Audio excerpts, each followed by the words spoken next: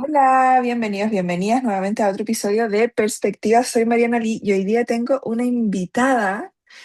Su nombre es Evelyn. Evelyn, bienvenida, ¿cómo estás? Gracias por estar acá. Gracias, Mariana. Oye, cuéntanos un poco quién eres, Evelyn, para que la gente sepa. Bueno, ¿quién soy? Qué Sí, difícil pregunta. difícil pregunta, sobre todo cuando uno termina de hacer reconexión contigo Eso y descubre no quién se es sabe. realmente. Exacto, Está ahí en un proceso en formación. Eh, exacto. bueno, mi nombre es Evelyn Córdoba, Ujú, tengo 51 años ujú. y eh, he pasado por tantas transformaciones que realmente es difícil decir quién soy. Ok, ok. Podría decirte en qué trabajo, podría decirte que soy mamá y tengo un hijo, podría decirte que Claro. soy atleta competitiva en deportes de fuerza. Ujú. Realmente me he dado cuenta que esos son aspectos de mi vida, pero no definen completamente quién soy. El quién soy Exacto. es bastante más complejo que decir soy mamá, soy esto, soy aquello. Entonces, Ujú. Ok. Bueno, sí, vamos a ir descubriendo un poco aquí un poco las preguntas que sí. te voy a hacer y todo eso un poco. Evelyn, yo he trabajado contigo y recuerdo que cuando tú llegaste a trabajar conmigo, y por qué es la intención de juntarnos acá, hablar de esto, conversarlo, porque también mucha gente no entiende o no sabe cómo, cómo es trabajar la parte somática. Entonces, por eso también yo quería a alguien que no fuese yo explicando siempre lo mismo, que también cuente un poco su experiencia desde otro punto de vista y de un punto de vista muy diferente, porque cuando uno está inmerso en la información es difícil como salirte de ahí, obviamente, y me cuesta un poco. Entonces, como, eh, ¿quién eras tú? ¿Cuántos, como has pasado, digamos, cuántos caminos has recorrido? Porque cuando tú llegaste a mí, habías recorrido un montón de caminos también. Entonces, que es generalmente lo que sucede, que la gente cuando llega a mí ya ha recorrido muchas cosas, ha hecho muchas cosas. ¿Cómo fue para ti? Primero, ¿cómo me encontraste? ¿Cómo fue para ti esto? ¿Qué funcionó antes? ¿Qué no funcionó? ¿Cómo ha sido tu experiencia en general en este camino como de sanación, digamos, o de Bueno, encontrarte? digamos, mi primera experiencia en el mundo de la terapia fue a mis 14 años. Mis papás estaban separados. Yo vengo de una familia muy disfuncional. Mm, No voy a entrar en mucho ok. detalle por No, ahora, no, pero no, obviamente no. de una familia muy Mm, disfuncional. Y a los 14 años, mi mamá me llevó con una psicóloga mm, que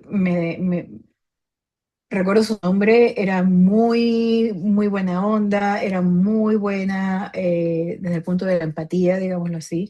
Yo estaba pasando por un periodo de anorexia, ujú, además de estar con todo este tema de que mi papá se había ido de la casa cuando yo tenía 9 años y medio, etcétera.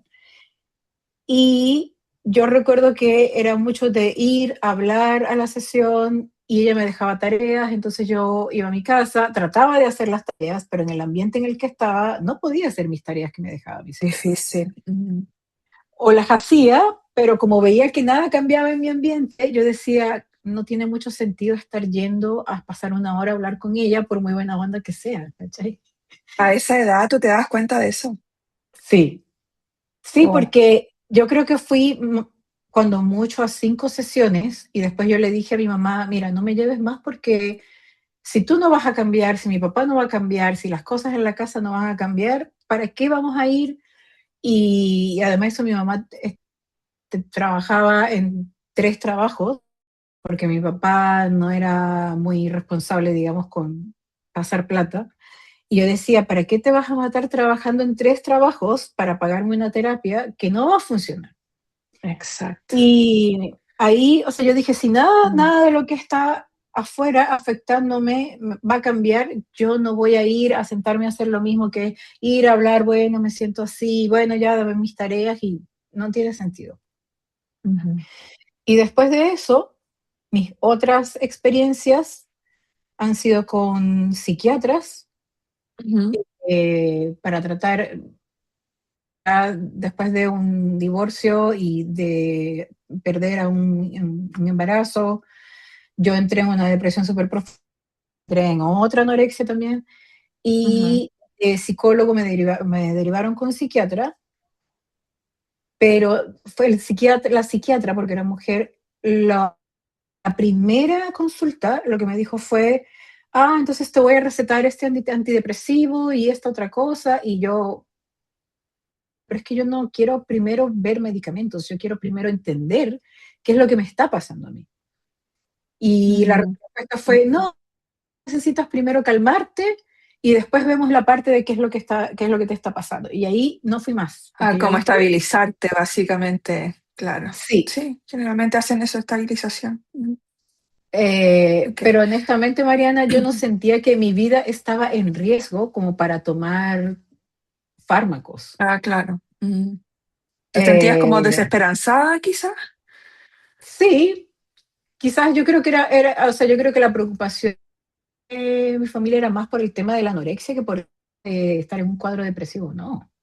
Ok. Eh, y ya posterior a eso, he recurrido como 2 veces más a terapia cognitiva, terapia hablada, Ujú. pero ya me di cuenta como el mismo patrón de volver a repetir lo mismo que pasó, volver a vivir esos momentos, volver a sentir eh, todo lo que uno siente cuando vuelve a hablar de sus traumas, Mm, volver a hacer tareas que dejan cuando el ambiente no cambia. Y exacto. honestamente, yo ahí empecé a sentir como no es para mí, porque además en algún punto yo empecé a investigar qué otras alternativas habían y yo me di cuenta que habían terapias que se enfocaban más en lo somático, que era algo que Ujú. yo quería hacer, porque yo sentía que estaba conectada con mi cuerpo y sabía que había algo que yo tenía que trabajar allí. Y ahí fue como empecé a descubrir otras cosas, ellas tres, que fue lo primero que Mm, yo hice y que de cierta forma me llevó a ti. Y TR, haciendo por tres, si la gente no lo conoce, sí, 3, es genial. Mm, eh, empecé a hacer prácticas guiadas de tres y ahí empecé a entender de lo somático dentro de lo que es trabajar con enfoque de trauma. ya, Y súper. Oye, ¿y en qué momento, como, porque tú eres atleta y todo, en qué momento te convertiste en la persona que se enfoca bastante en el cuerpo? ¿En qué momento empezaste a ser cuando atleta y todo eso? A entrenar. entrenar, ya eso fue hace aproximadamente 3 años y medio. Ok. Sí, 3 años y medio. Y yo lo había descubierto 5 o 6 años aproximadamente. Ujú, Y yo había empezado actividad física, pero más como ir al gimnasio, no era competitivo, era más por el tema de perder peso, por el tema mm, de mejorar condición física, pero ya competitivamente hace 3 años y medio yo empecé y ahí cuando yo dije, ya 3 no es suficiente, yo necesito hacer otras cosas que me permitan integrarme, como porque yo sentía como que mi mente estaba por un lado y mi cuerpo estaba por otro. Y por ajá, más que yo sí. sea 3 y me ayudaba a liberar más estrés y como de cierta forma regular el sistema nervioso de cargar pesos muy pesados, yo sentía que no estaba esa integración y yo decía, ok, pero esto todavía no es lo que estoy buscando. Y Ujú, ahí fue cuando yo encontré a ti, que recuerdo que lo primero que contigo fue 30 días de terapia. Y ahí como que empecé a A entender 30 como, días de práctica no, somática, es esa guía. Ujú. sí. Ahí dije, hay algo más, sí hay algo que me puede ayudar a encontrar lo Sí. que yo estoy. Ah, interesante. Ok, súper. Ok, y después empezamos nosotros a trabajar en reconexión eventualmente. Sí, Y en sí. reconexión fue súper impresionante lo que pasó contigo. Yo todavía estoy en shock. Fue súper impresionante, pero lo que yo más destaco de tu caso específico es tu disponibilidad a recibir el feedback y tus puntos ciegos. Porque yo creo que eso hace una gran diferencia al poder trabajar con alguien fluidamente y algo que no sea tan fluido. ¿Ok? En tu caso específico, lo que sucedió es que yo, por ejemplo, en la primera sesión, incluso, nosotros fuimos como que revisamos tu historial, cómo te querías sentir, etcétera. Y lo primero que yo te dije es que había una adaptación. ¿Te acuerdas tú? Como una parte Sí. tuya. Sí, esa parte estaba súper bien, em, estaba como bien aceptada socialmente, te servía bastante, era bastante funcional, pero nos estaba impidiendo llegar, porque obviamente bloquea esa parte, que bloquea algo importante, nos estaba impidiendo llegar a un punto específico. Y yo generalmente soy súper como que llego y la digo, porque tenemos, reconexión es un proceso de 6 sesiones, no es un proceso de 20 ni 30 ni Ujú. 40 ni 50 sesiones. Entonces yo no me voy a sentar a esperar a que tú te des cuenta de la situación y como que tú después de 6 meses me digas, me di cuenta de esto. Si a mí alguien me paga para trabajar, en este caso tú me pagaste para trabajar contigo, yo voy a acelerar en ese punto lo más que yo pueda, porque si no vamos a estar mucho rato. Entonces yo la primera sesión te digo, mira, hay una parte, evidentemente te lo dije así, pero hay una parte que está como aquí y te lo expliqué. Ti, ti, ti, ti, ti, ti, ti. Y tú lo tomaste, lo recibiste. Eso, eso es fundamental. O sea, yo he visto casos en donde las personas reciben eso y dicen, ok, a ver, veamos, como con curiosidad, de decir, ok, siento intriga por esto.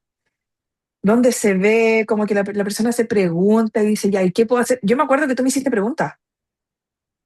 Fue como, ¿y qué puedo hacer con esto? Y como que empezaste como a querer saber más de esa parte. En lugar de, hay personas que se cierran y que dicen, no, eso no es verdad. Eso no, y yo digo, ok, bueno, ya, no es verdad. Entonces, esa disponibilidad de ver tu oscuridad, porque requiere de mucho coraje, requiere de mucha vulnerabilidad, requiere de que la persona también sienta que el vínculo terapéutico es seguro, también implica eso.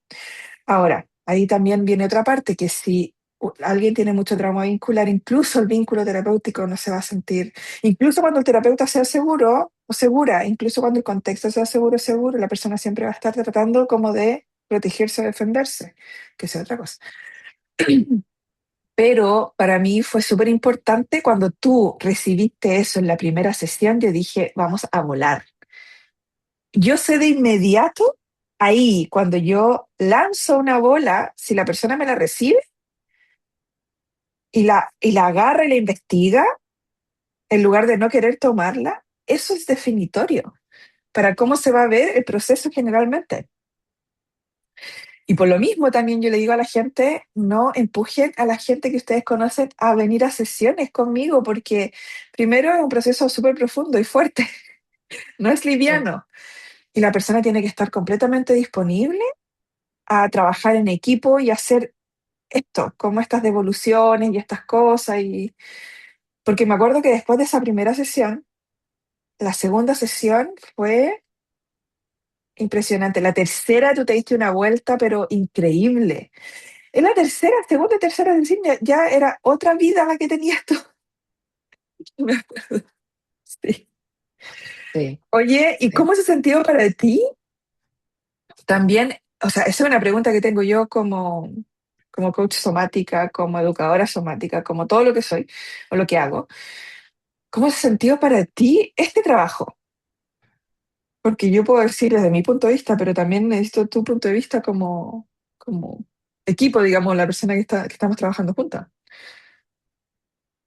Ha sido súper satisfactorio Mm, porque voy a elaborar un poquito. Yo ujú, creo primero que yo ya estaba preparada cuando yo llegué a trabajar contigo para recibir, como sí, dices. sí. Mi mayor anhelo era finalmente ver lo mismo me estaba negando a ver, o quizá había visto, Ujú, pero me estaba negando a aceptar. Entonces, de ya. cierta forma, yo necesitaba que una voz con autoridad en el tema, porque si yo no te respetara, Mariana, yo no, o sea, te hubiese escuchado y yo, no, no te hago caso, que sí. Yo creo que eso también es súper importante, que Es tú, importante la confianza. confianza, Eso es, la confianza y el confianza. respeto, Sí. porque yo te sigo, mira, yo te sigo desde la pandemia, Ah, hace desde rato. antes sí, no, incluso creo que desde la pandemia te sigo yo a ti. Y progresivamente yo dije, yo cada vez que veía un post tuyo o que hacías un live o yo escucho tu podcast ya desde hace mucho tiempo, yo internamente esa parte como, digamos que podría resistirse a la terapia hablada, decía, es que ella sí sabe, es que está diciendo algo Mm, que nos hace clic, como digo. mm, Y basado en eso, precisamente es que yo he podido disfrutar muchísimo, porque no solamente reconexión para mí, no el hecho de integrar muchas cosas, de sentirme mejor, de cambiar mi vida, de una verdadera búsqueda de identidad, ujú, eh, que es en lo que estoy en este momento, sino también ha sido el poder disfrutar por fin un proceso de ujú. trabajar con una coach que me está ayudando a, no me gusta decir sanar, porque siento que es como un concepto muy No, amplio, sí. sino por fin abordar de la forma correcta todo lo que ha sido trauma, todo lo que ha sido el esconderme detrás de un performance con un Ujú, papel rol que realmente no era el que yo quería vivir durante todos estos 50 años. ¿Ya?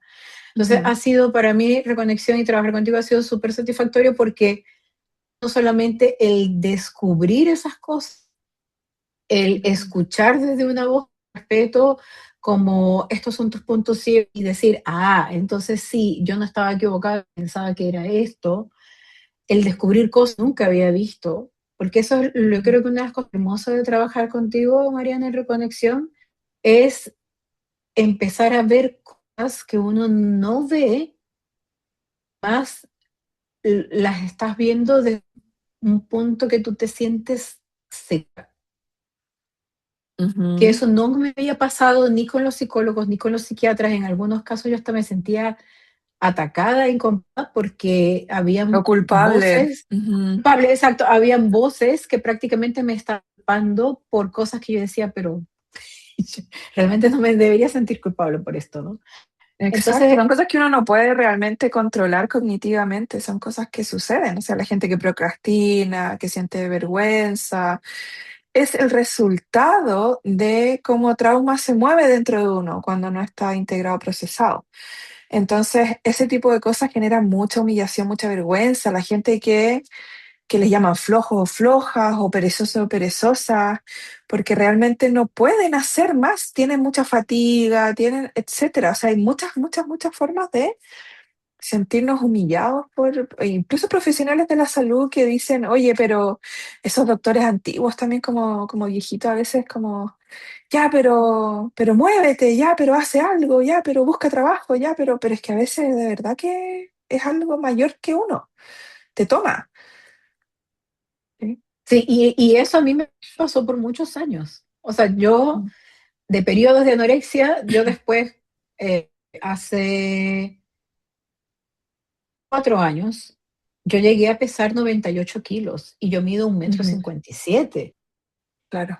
Y obviamente mi cuerpo era el reflejo de todo lo que yo estaba viviendo, de todo lo que yo estaba hablando, de ser una persona excesivamente complaciente, de trauma vincular, de vivir en un ambiente donde yo tenía que performar en un papel, de decir a todo, de ayudar a todo el mundo, porque es que ella es tan Ujú. buena, cuando en realidad yo lo que pensaba era como, pero ¿por qué ellos no pueden hacer algo por ellos mismos? Porque yo tengo que ayudar a todo el mundo. Como digo yo, de los para afuera era, ay, sí, yo te ayudo, no importa, yo descuido Ujú. mis cosas, no importa, dejo de hacer ejercicio para ir a ayudarte y así yo llegué a 98, casi 99 kilos y a Exacto. comprometer mi salud física. Una cosa también muy importante, Ana, de trabajar contigo es cuando fin alguien te ayuda a que tú puedas generar tus propias preguntas. Porque Ujú. por lo general Sí. en la terapia habla ese espacio de metacognición de, ok, si esto es, este es mi punto ciego, empezar a hacerme preguntas sobre eso y sobre cómo puedo salir de allí con la ayuda de este caso tuya. En terapia hablada eso no pasaba nunca. Era como una Mm. receta, ¿cachai? Era como, háblame de tu infancia, háblame de tu papá, háblame de tu mamá, bueno, aquí tienes tareas, te tienes que sentar a escribir esto, pero no estaba ese espacio de cuestionarme, de decir, pero ¿por qué yo sigo haciendo esto si en realidad yo siento esto? De por qué Como de empezar como, indagar, una indagación interna, sí. Es exacto, que no se de fomenta perspectiva. generalmente, ¿eh? A veces sí, hay terapeutas que sí lo fomentan, hay psicólogos, psicólogas que sí lo fomentan, pero hay otros que no. Y yo creo que también, esta es mi opinión, tiene que ver con que muchas veces terapéuticamente, y eso lo he visto también porque como yo doy clases a psicólogos, psicólogas y terapeutas en general, con el diplomado, muchas veces lo que sucede es que el terapeuta ve a su cliente o a su paciente, y terapeuta de cualquier tipo, y no le ve el potencial. Y dice, esta persona en realidad no va a tener la capacidad como para reflexionar a ese punto. Y eso creo que para mí, cuando yo trabajo reconexión y toda la parte somática, yo entro a la sesión creyendo que la persona tiene un gran potencial hasta que me demuestre lo contrario. Pero yo no entro a la sesión creyendo que la persona no va a sanar nunca y no tiene esperanza. Y calentemos el asiento y hagamos que eso es lo otro, porque hagamos un sueldo también, porque hay terapeutas que se tratan de hacer un sueldo en lugar de, y yo lo sé, no porque lo estoy inventando y yo me imagine, es porque terapeutas me lo han dicho. Prefieren tener a una persona que venga 2 veces al mes o 4 veces al mes o lo que sea, y asegurar un sueldo que avanzar con la persona. Y yo lo encuentro tremendo, tremendo, tremendo, tremendo. Porque ahí tú pones, como terapeuta, tú pones tu propia interés personal por sobre el interés que debería ser, no de salvar a la persona, pero sí el interés común, digamos. Y al final es jugar en equipo, es como un deporte, básicamente.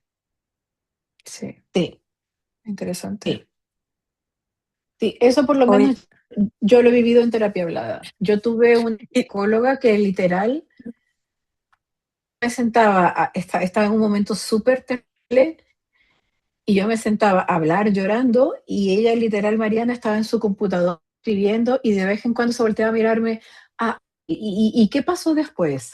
Y seguía escribiendo y de repente la llamaban y me decía, dame un minuto. Y ponía a hablar por teléfono y yo por dentro como, oye, yo estoy aquí llorando, hola. Y después me sí, decía, bueno, vas a regresar la próxima semana. Yo como, ¿para qué? exacto. Para otra vez sentir, porque además tú te sientes no vista, no recibida, no, en ese contexto específico. Yo he tenido varias personas con las que he trabajado, varios clientes, clientas, que han sido víctimas de terapeutas, víctimas de abuso sexual, violación, abuso verbal, emocional. Y eso es súper tremendo porque cuando tú vas a un contexto a sanar, que el contexto sanador se vuelve amenazante, es como lo mismo que pasa en el trauma vincular, que la persona que tiene que cuidarte, amarte, protegerte y ser tu persona segura se vuelva tu amenaza. Es tremendo para el cerebro porque se vuelve paradójico, se vuelve muy opuesto. Lo seguro se vuelve amenazante. Oye, la otra cosa que te iba a comentar es que con respecto a todo esto, primero, yo he tenido como experiencias similares en el sentido de que las veces que yo he ido a terapia, que las últimas, en los últimos, podría decir, 15 años, fueron tres. Me acuerdo que fui a una terapeuta en Los Ángeles, California, North Hollywood, porque nosotros vivíamos, no, no fue, sí, vivíamos cerca por ahí. Y, y me acuerdo que esta terapeuta, psicóloga, digamos, se sentaba y me escuchaba. Y yo lo que hacía era la metacognición. Yo me sentaba y yo le decía, mira, me está pasando esto, pero en realidad yo me he dado cuenta que es por esto. Entonces, en un punto, yo creo que fue como en la sesión 5 o 6, me dice, yo creo que no tengo nada que hacer aquí. Como que se auto, se- ¿cómo se llama? Como que se despidió. Me dice, es que yo te voy a dar de alta porque en realidad tú te haces terapia a ti misma, entonces, ¿qué voy a hacer yo aquí contigo? Y me acuerdo que yo llegué a la casa y mi marido me dice, ¿cómo te fue? Y, me dice, y yo le digo, me dieron de alta. Me dice, qué bueno. Y yo le digo, sí, pero es que yo igual siento que hay otras cosas, como no es que yo tenga un problema que necesite ver necesariamente así como racionalizarlo ni entenderlo, pero hay algo que como que no me cuadra, hay algo que no me calza. Hay cosas que me suceden todavía que como que no, bueno, y seguí buscando obviamente. Después, obviamente, pasó lo de mi hija el 2018 y ahí también esa terapeuta, creo que esa ha sido la mejor terapeuta que yo he visto, la mejor psicóloga que yo he visto en mi vida. Y ella incluso me dijo, yo creo que tú tienes que ir a la universidad y estudiar psicología. Yo le dije, ya pasé por eso y renuncié. ¿Cómo se llama? ¿Cómo se dice la palabra retractante? No.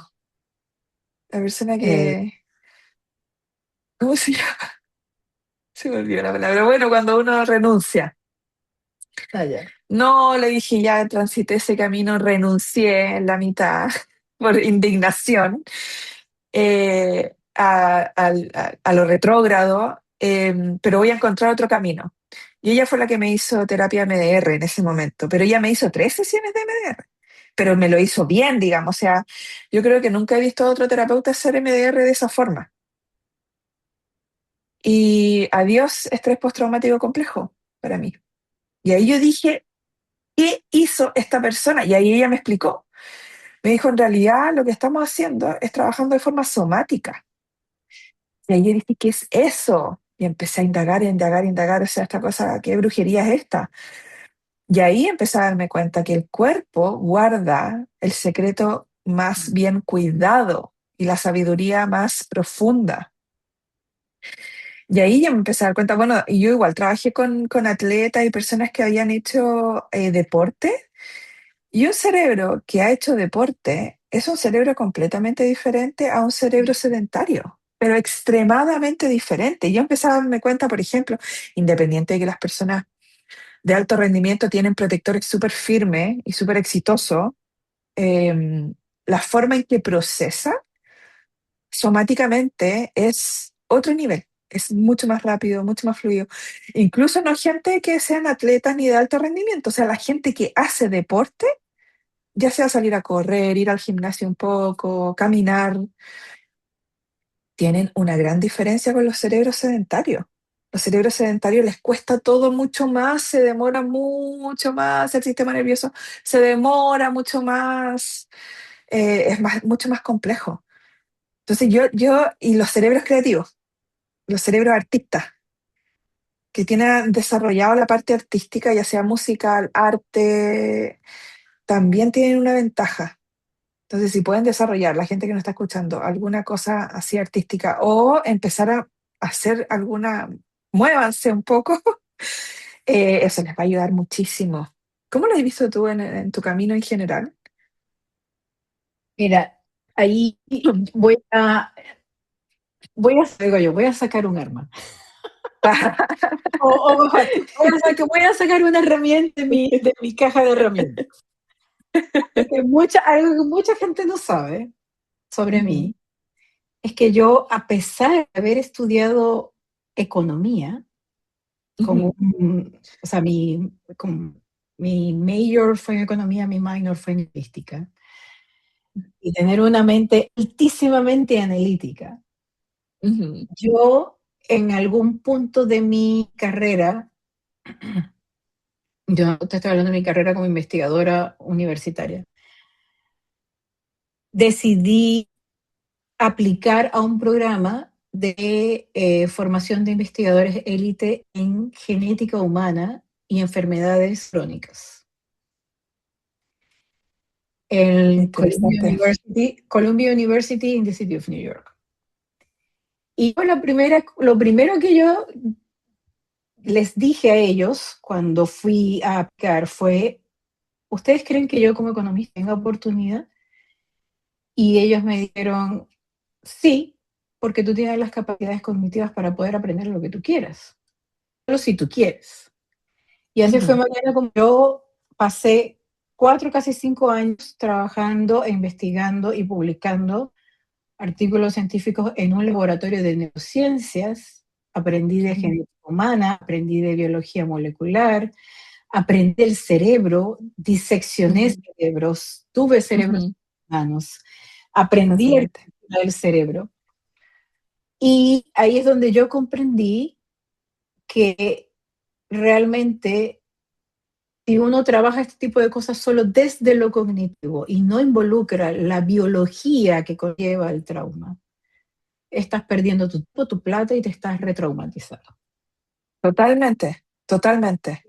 Porque las respuestas que nosotros necesitamos o que yo estaba buscando, encontré contigo en tu terapia, era que ya yo sabía, mi cerebro funciona de una manera que lo que está buscando a toda costa es protegerme, incluso a costa de mi propio bienestar mental. Sí, totalmente, porque el Y cerebro busca la la super, pertenencia, busca la predictibilidad, busca, sí. exacto, y como ya yo entendía esos mecanismos, y yo decía, bueno, si en mi infancia fue todo esto de esta forma, y yo, en mi adultez, o sea, he ido replicando esos ambientes, es porque Mm, obviamente mi cerebro dice, ah, nos sentimos seguros.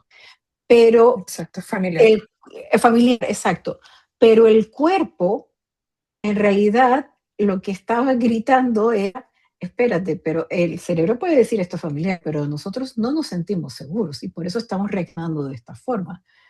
Por Exacto, y eso, ahí viene el discernimiento, ahí que viene, exacto, y generalmente la ahí, gente no tiene.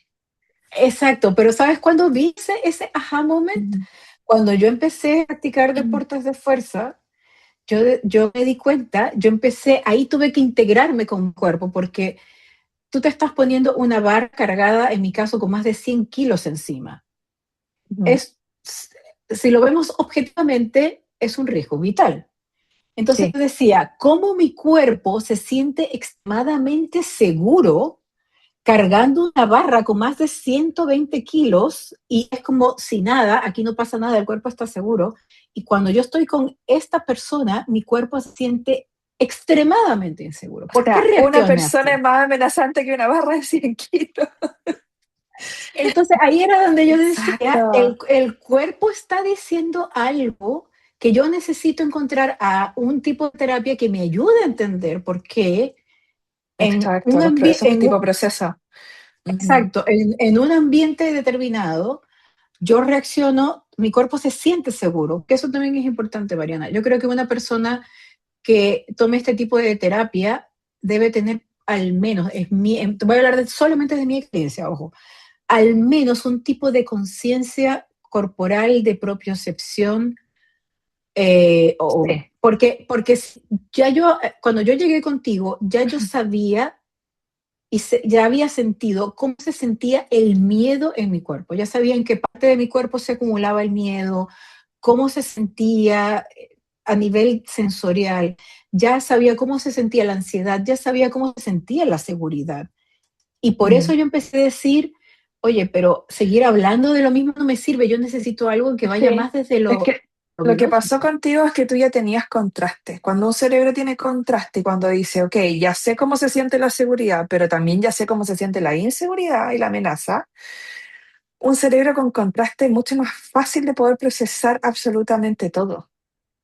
Eso también es relevante. O sea, si una persona está comenzando em, y no ha hecho nada o está partiendo de cero, lo primero es darle al cerebro contraste.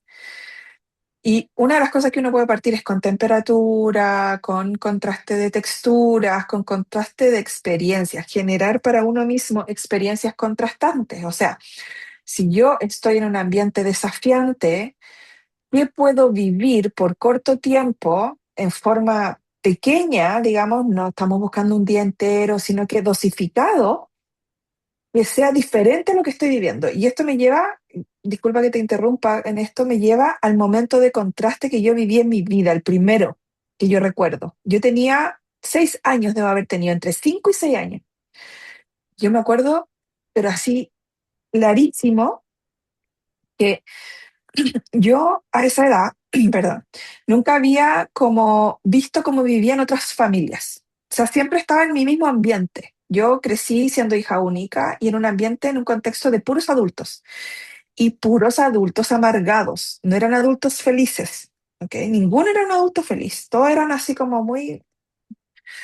Entonces, ese era mi contexto. No juego, no diversión, no satisfacción, no disfrute, era bien así como amargo, todo era como del deber ser y esa cosa.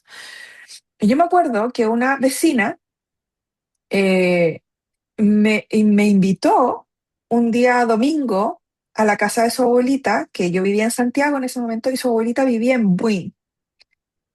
Y yo me acuerdo de que a mí me dejaron ir, mi mamá dijo, sí, que vaya, y no sé qué, bien, súper, feliz, fantástico. Yo iba, yo era la primera vez que yo sentía que yo salía a un lugar que no era con mi familia.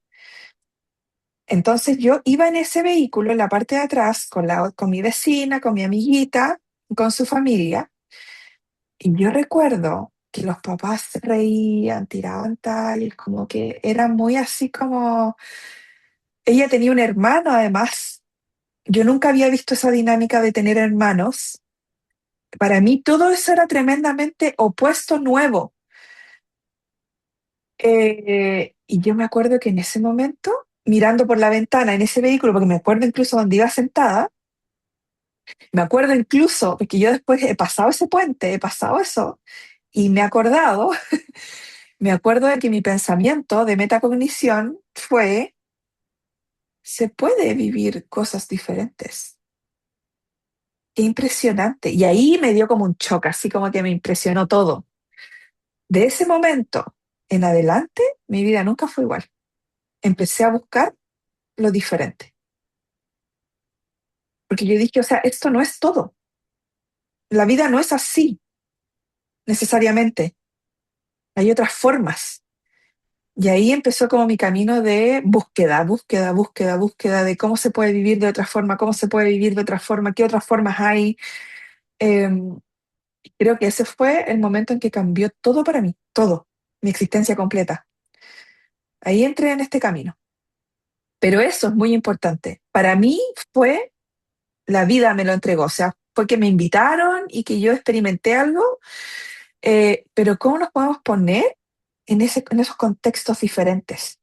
Ahora, para eso se requiere que hagamos cosas diferentes, de diferente forma, vayamos a diferentes lugares, realmente nosotros gestionemos eso diferente, como adultos que somos ahora. Y eso es lo que generalmente no sucede. La gente siempre compra en el mismo lugar. De nuevo, el cerebro trata de ser lo más predecible posible.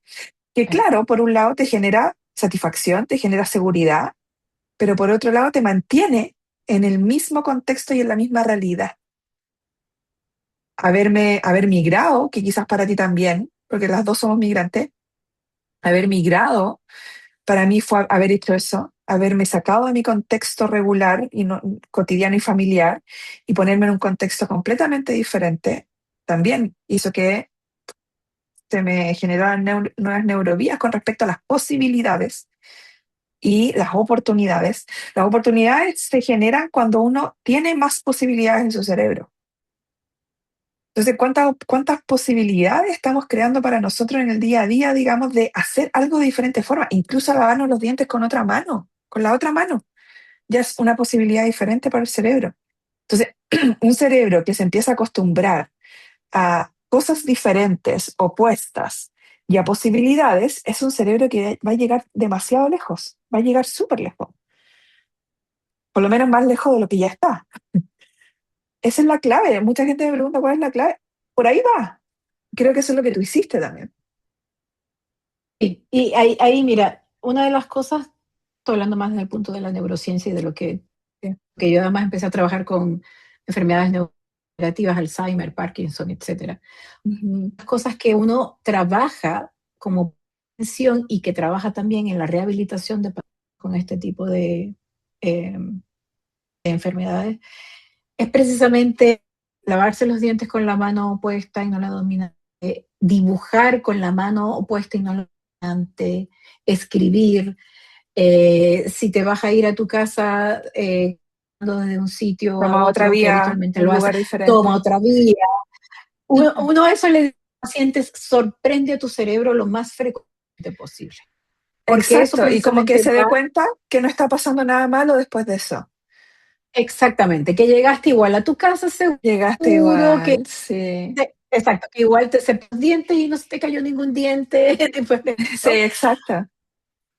porque eso permite que la neuroplasticidad esté allí siempre a nivel adecuado para prevenir que se degenere el cerebro. Sí. Ahora, en mi punto de vista, y aquí viene la importancia del deporte, y yo no estoy diciendo que todo Ujú. el mundo tiene que ser atleta Mm. o competir, no, el verse, el Y levantar desafiarse, peso. el levantar peso, exacto, no es solamente ir a una caminadora a caminar 3 horas, el desafiarse a levantar peso, no tiene que ser tan pesado, pero levantar, que tu cuerpo sienta haciendo algo que habitualmente no hace y que Ujú. progresivamente puedes ir aumentando el peso, estás llevando a tu cuerpo y a tu ser a decir, ok, ¿y qué hay más allá? ¿Y más Exacto. allá? ¿Y qué otra cosa puedo hacer? Tal Porque llega cual. un punto en el cual cuando tú empiezas a hacer de cualquier tipo de deporte en realidad, y específicamente cuando tú empiezas a levantar peso, que tu cuerpo empieza a responder de una manera maravillosa que te va diciendo, ok, ¿y qué otra cosa somos capaces? ¿Qué tal si vamos a Sí. probar con más? ¿O qué tal si ahora hacemos este otro levantamiento? Y ahí es donde ocurre lo que tú dices, tú empiezas a ver, o sea, hay más oportunidades que tu cerebro se da cuenta de que, pero es posible hacer esto otro, y también puedo hacer esto otro. Y la Es que te cambia belleza la de percepción. esto, Ujú. claro, la belleza de esto es que no solamente se queda en el gimnasio o en tu deporte, sino que se Ujú. traslada a tu vida personal. Sí, Porque sí. créanme, la belleza del deporte es todo lo que tú construyes en tu deporte se traslada y se traduce automáticamente a lo que haces en tu vida personal. Sí. Oye, pero la gente generalmente, y me incluyo, estamos todos medios traumados con hacer deporte. O sea, yo en mi caso me acuerdo que para mí fue súper traumático. Mi papá era atleta, eh, atleta, o sea, la rigurosidad ahí. eh, y él me sacaba a correr a 5 o 6 de la mañana a un cerro, y era súper brutal. O sea, no, yo siempre fui deportista en el colegio, siempre fui deportista. Pero siento que el vínculo con el deporte como que se tergiversó un poco, se distorsionó. Incluso hubo un tiempo, años, o sea, yo igual, de hecho ayer lo contaba en Instagram, y hubo un tiempo en donde hice instructorado de Pilates, que Pilates igual es como, y yo lo hice con una de las profesoras más exigentes que había en Chile en ese momento. O sea, yo, ¿qué estaba pensando? No lo sé. Bueno. Mi protector fue hacer ese instructorado, ¿cómo se dice? Lo que sea. Bueno, Instructorado, sí. instructorado. Eh, y me acuerdo que yo me brutalizaba con eso, o sea, entre comer, en la comida, y en cómo tenía que hacer, porque tenía que hacerse perfecto y era súper riguroso. Y claro, yo pasé el instructorado. Pasé el de reforma, pasé el de suelo, tengo el diploma y todas las cosas, pero yo decía como que mi vinculación con el ejercicio y con el deporte en ese momento no era saludable, porque era desde como una exigencia súper brutal, como desde una crítica interna. eh, y ese fue el primer momento que yo tuve calugas en mi vida. No me duraron tanto rato, pero sí. Y después tuve una segunda oportunidad de vincularme de otra forma con el deporte exigente, porque después en Los Ángeles, California, fui a hacer boxeo con Terry Norris. No sé si lo ubican, es como un campeón de boxeo ya, Maravilloso, pero sí, ya sí, con Terry. Sí, sí. Terry tiene un gimnasio en Los Ángeles, California, súper bueno. Y con mi marido nos metimos ahí. Dijimos, vamos, no teníamos niños todavía. Yo creo que nosotros nunca hemos estado tan fit en nuestras vidas. O sea, era el momento más fit de mi vida. Porque practicar boxeo es, Es muy exigente, es o maravilloso, sea, sí, yo no sabía lo que iba. Si yo hubiera sabido lo que iba, quizás sí. no hubiera entrado a eso. Pero un amigo nos dice, oye, estoy boxeando, ¿por qué no vienen al gimnasio una? Si nosotros, seguramente vamos a ser así, ¿no? Y listo. No, Wow. corría, oye, saltábamos la cuerda, era una cuestión brutal. Terminábamos así, pero todos aguados, completamente, duraba 1 hora y media, y las primeras veces, las primeras semanas que nosotros fuimos, al otro día pasaba un día entero que no nos podíamos parar de la cama, o sea, completamente muertos. Después nos fuimos acostumbrando y todo, y ahí, porque él y su esposa tienen un vínculo saludable con el deporte. Él me ayudó a moldear a Mm, mí la vinculación, entonces era como papá y mamá un poco, pero papá y mamá compasivos, no brutales. Independiente que él era súper mega campeón y toda la cosa, él tuvo un daño cerebral, entonces él se volvió muy, muy niño. Entonces las clases que él hacía eran muy profesionales, pero él jugaba mucho. Lo mm. hacía muy como desde, no sé, era de otra parte.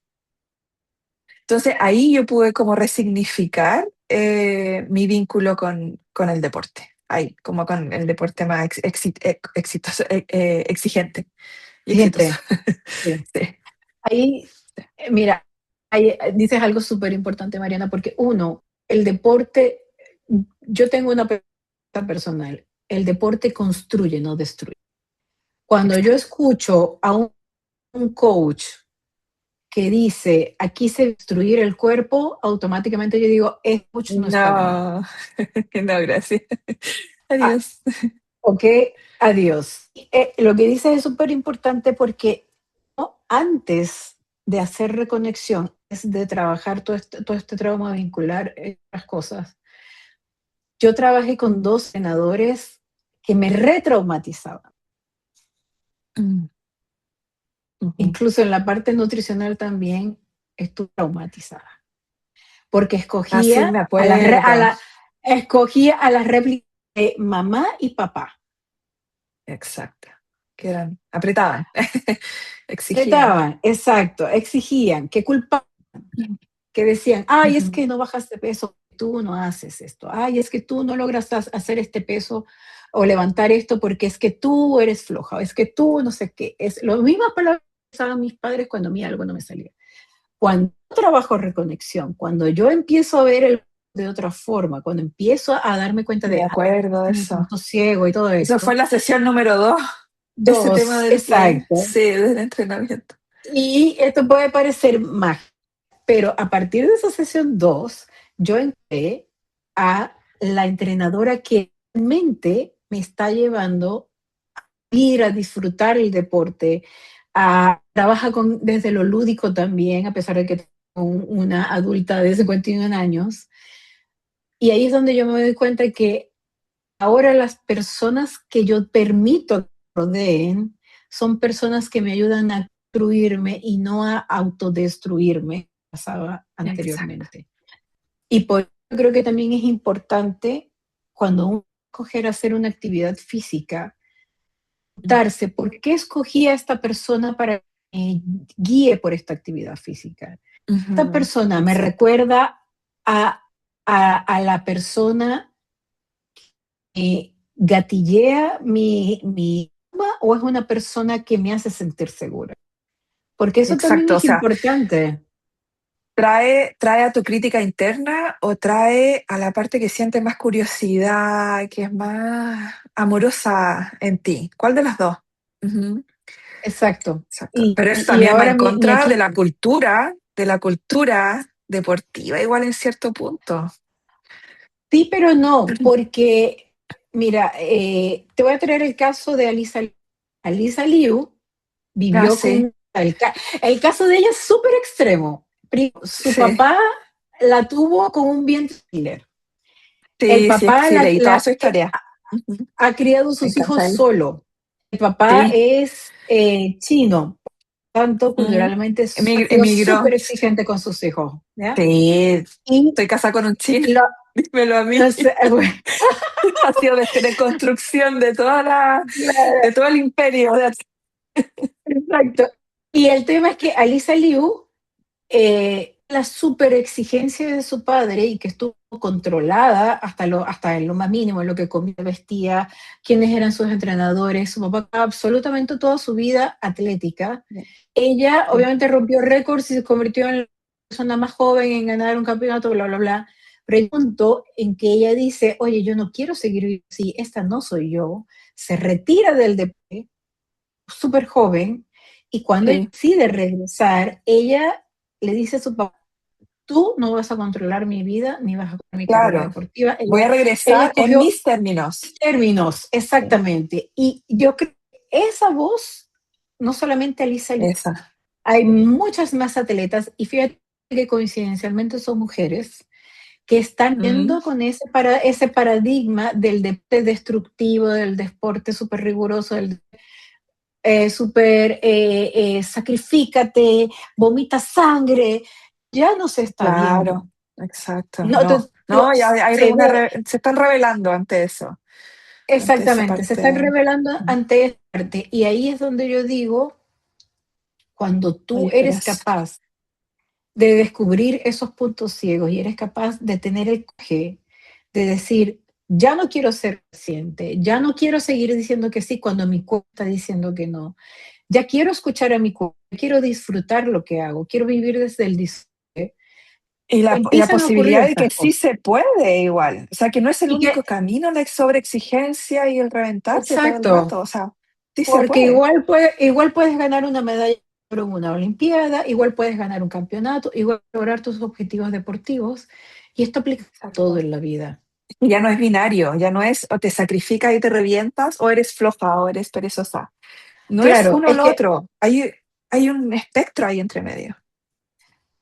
un espectro entre medio, pero también, Mariana, yo creo que hay algo que yo he estado viendo en las redes sociales que ha sido bastante contradictorio, ¿no? Porque está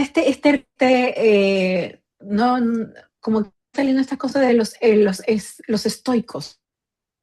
Y yo creo que las personas que están publicando contenido en sociales sobre estoicismo están malinterpretando lo que realmente es el estoicismo y están Ujú. enfocando más a deja de ser flojo, de procrastinar, haz esto, las famosas rutinas de las 5 de la mañana de mete la Ay, cabeza qué en agua perturbador. congelada, de A mí me revienta eso. sacrifícate, sí, de haz las cosas Oh, con dolor, y ahí es donde yo digo, ¿por qué naturalmente a lo que se malinterpreta como hedonismo, que es simplemente disfrutar la vida, vivir desde el goce, ujú. vivir, ver que el placer no es malo, que la sociedad quiere seguir castigando eso? Y yo creo que eso es también Sí. lo que te lleva a retraumatizarte cada vez que tu cuerpo siente un gramo de placer un gramo de disfrute, es como, ay, no, no, ¿qué van a pensar los demás? Van a decir que soy una hedonista, que soy una egoísta, que no sé qué, que bla, bla, bla. Y creo que Sí. también es importante como que autoevaluarse cómo reacciono Ujú. yo cuando tengo un momento de disfrute. Yo ahora Exacto. cuando tengo un momento de disfrute, después de haber trabajado contigo, cuando tengo un momento de disfrute, yo ahí me quedo, como se dice en inglés, milking the moment, Saborear. saboreando Sí. el momento y yo digo, ya, voy a tratar que dure todo lo que pueda durar, que es como aprendí contigo en lo que hicimos con lo del el dinero. Este es mi momento millonario del día. Aquí me voy a El momento quedar un millonario. buen rato hasta que termine. Y el cuero, Exacto. y es como también nutrir el cuerpo desde la resignificación de pasó el trauma, ya estamos entendiendo los vínculos de forma, así es como deberían sentirse mis vínculos, mi cuerpo debería sentir esto, esté rodeada de personas. Esa es Ujú. ahora Exacto. mi forma de equilibrar a quién le permito yo entrar en mi vida. No. Ah, sí. Es que hay gente con la que uno se vincula que te deja, pero así como que la recuperación son días de recuperarse de esa interacción. A mí me pasa muchísimo. Entonces yo soy súper selectiva, soy tremendamente selectiva. Es divertido porque a mí me causa mucha, no sé cómo decirlo, eh, pero me llama la atención la idea que la gente tiene de mí. Hay gente que cree que yo soy súper sociable, porque obviamente yo no tengo vergüenza de estar en una cámara, hago reels, un montón de cosas, pero yo no veo gente durante el día, prácticamente no me interesa. Como que internamente no soy esa persona mariposa social, no me llama la atención. Mi marido siempre me dice, ¿y no le preguntaste a tal persona y yo, no, es que no me interesa, no me interesa saber más allá, honestamente. No. Y también la gente tiene una percepción de mí muchas veces como de que yo estoy todo el día trabajando, como de las 6 de la mañana hasta las 8 de la noche, y trabajo y trabajo y trabajo. Y no puede ser más lo contrario. No puede ser más lo contrario. No es que no trabaje nada, pero sí soy súper acotada, igual de selectiva, soy súper acotada con las horas que realmente trabajo y generalmente son en la mañana, por ejemplo, porque yo sé que mi cerebro después del almuerzo empieza a caer, a decaer, digamos. Y hay días en que no trabajo, porque obviamente yo me puedo dar ese lujo, que yo lo considero un lujo, por eso yo digo, yo me siento tremendamente millonaria, porque yo Sí. puedo darme 4 horas al día, 5 horas al día de simplemente ver televisión, acostarme o estar con mi hijo, o ir a caminar al perro, o salir a caminar con mi hijo, ir al parque, ir tranquilamente al supermercado, que me gusta mucho caminar al supermercado. Como hacer esas cosas como regulares y que no hay una exigencia, nadie te está poniendo la presión así. Y hay periodos también. Uno a veces tiene periodos, tengo periodos de más trabajo y tengo periodos de menos trabajo. Entonces también como a veces la gente llega a mí y me dice, oye, en realidad no tengo trabajo en este momento o no estoy haciendo, estoy produciendo lo que yo quiero. Y yo le digo, tómatelo como una vacación en este momento. Porque uno nunca sabe lo que viene después. Sí. O sea, yo los momentos que tengo de descanso, yo los uso y los disfruto como si fuera el último que tengo. Porque yo no sé qué va a pasar mañana, ni 2 días más, ni la próxima semana. ¿Qué pasa si me llega un proyecto en donde yo tengo que meterme a trabajar, pero de lleno? Y no voy a tener ningún día de descanso. Si yo no descansé cuando tuve la oportunidad, yo voy a estar, ay, pero ¿por qué yo no descansé la semana pasada cuando realmente tenía el espacio? Porque no sabía que esto iba a pasar. Bueno, y si actúo mejor, como que podría suceder algo así. Entonces yo siempre estoy actuando y viviendo mi vida como que lo que viene va a ser muy diferente a lo que estoy viviendo ahora. Entonces mejor aprovecharlo ahora. Creo que es una buena Sí. forma de vivir la vida. No, no, y además de eso, fíjate que ahora que dices, Mariana, antes de hacer reconexión, yo cuando me forzaba a descansar, me sentía culpable. Yo decía, Sí. ¿cómo estoy perdiendo el tiempo aquí viendo esta serie? O aquí acostada, o aquí yendo a pasear con mi hijo. ¿Cómo estoy perdiendo mi tiempo aquí con esto? Pero cómo, qué horror. Y terminaba súper estresada y mente más Obvio. tensa y dormía súper mal, pero ya después de hacer reconexión es como lo que dije, no, este es mi momento millonario del día, aquí me voy a quedar hasta donde dure el momento y lo Eso. disfruto y lo gozo a plenitud y también afortunadamente yo tengo un trabajo que me permite hacer lo mismo que tú estás comentando, Sí, como yo es un sé que privilegio. hay periodos donde yo digo, bueno, hoy voy a trabajar estas 5 horas seguidas porque mañana no voy a tomar ningún tipo de proyecto porque mañana quiero salir con mi hijo a hacer X, Y, o me lo quiero dedicar a mí Ujú. o quiero hacer X cosa y ya lo hago Mm, sin sentirme culpable y al contrario, lo sí. hago sabiendo que si lo puedo hacer, lo hago porque Ujú. es mi decisión, pero más porque también me permite ir descubriendo otras cosas de mí y seguir conociéndome. Créeme que yo me he dado cuenta en Sí. todo este tiempo, mi mejor compañía siempre voy a ser yo. Por lo tanto, Sí, yo tengo que convertirme en la compañía que más disfrute, porque al final del día, Mariana, entre que soy súper selectiva con las personas que me rodean, entre que yo sé que mi hijo yo estoy criando para que crezca y se vaya y haga con lo que él considere que es mejor para él. Mi ujú, mejor compañía siempre voy a ser yo.